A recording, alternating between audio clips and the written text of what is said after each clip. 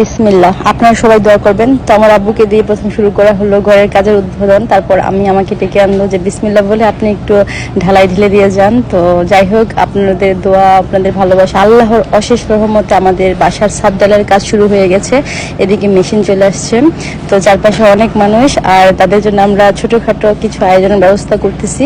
এদিকে কারেন্টের মিস্ত্রি আসছে, তারপর এদিকে সিমেন্ট টিমেন্ট দিয়ে কি যেন করা হচ্ছে এগুলো জানি না। তো যাই হোক গাইস, আপনারা আমাদের বাসার কাজ দেখতে চেয়েছেন যে কতটুকু হয়েছে। তো এই হলো আমাদের বাসার কাজ চলতেছে। আর হচ্ছে আমি ছাদে উঠে গেলাম। ছাদে উঠলাম, অনেক ভয় লাগে, তারপর আমি উঠলাম, কারণ একটু একটু করে ব্লগ নিতে হবে, আপনাদেরকে দেখাতে হবে। আপনাদের সাথে শেয়ার না করলে তোমার পেটের খাবারই হজম হয় না। ছোটবেলা থেকেই বেশ স্বপ্ন ছিল যদি কারো দোতলা বাড়ি দেখতাম, যদি কারো ছাদে উঠতে পারতাম, অনেক ভালো লাগতো যে ছাদ থেকে নিচের দুনিয়াটা কেমন দেখা যায়।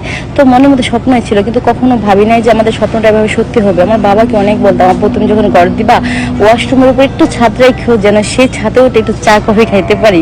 কিন্তু যাই হোক, ঘর দিয়েছিল, কিন্তু সেই ছাদে তারা উঠা যায় না। ছোট মানুষ, ছোট জ্ঞান, ছোট খেল। তো আল্লাহর রহমতে এখন আব্বুর সেই মেয়ে বড় হয়েছে, বড় হয়ে একটা বাড়ি সিদ্ধান্ত নিয়েছে। আমাদের একটা কাপড়ের বিজনেস আছে, আমাদের ফেসবুক পেজ আছে, আমরা অনেক প্রমোশন কাজ করি। তো সেভাবে আমরা অনেক টাকা জমিয়ে টমিয়ে বাড়িটার কাজ শুরু করলাম। তো এই যে একটু যে পোর্সটা একটু গোল করে দিয়েছে, আমার রাউন্ড পোর্স ভালো লাগে। আপনারা হয়তো বলবেন যে আপনাদের ইনকাম সোর্স কোথায়, আপনি কি একা বাড়ি দিয়েছেন?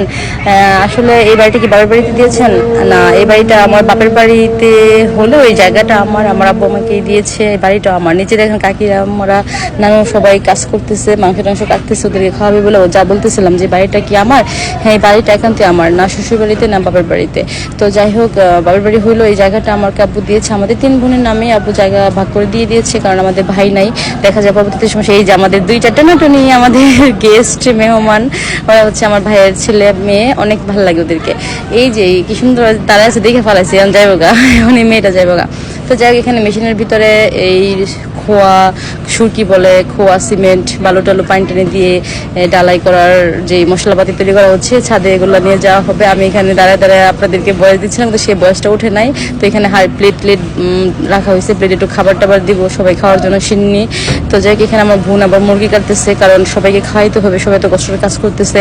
সবার জন্য হালকা খাবারের আয়োজন করেছিলাম। এই লোকটা আবার কইতেছে যে খাওয়ার ভিডিও করতে হয় না, খাবার জিনিস। আমি বললাম যে আমাদের খাবার জিনিস ভিডিও করে কাম, চাচা আঙ্কেল ভাই যাই হন, এই যে প্লেট রাখছি, প্লেটের মধ্যে একটু খাবার ঢেলা দিব, খাবারগুলো নিয়ে ছাদের উপর ফালানো হইব।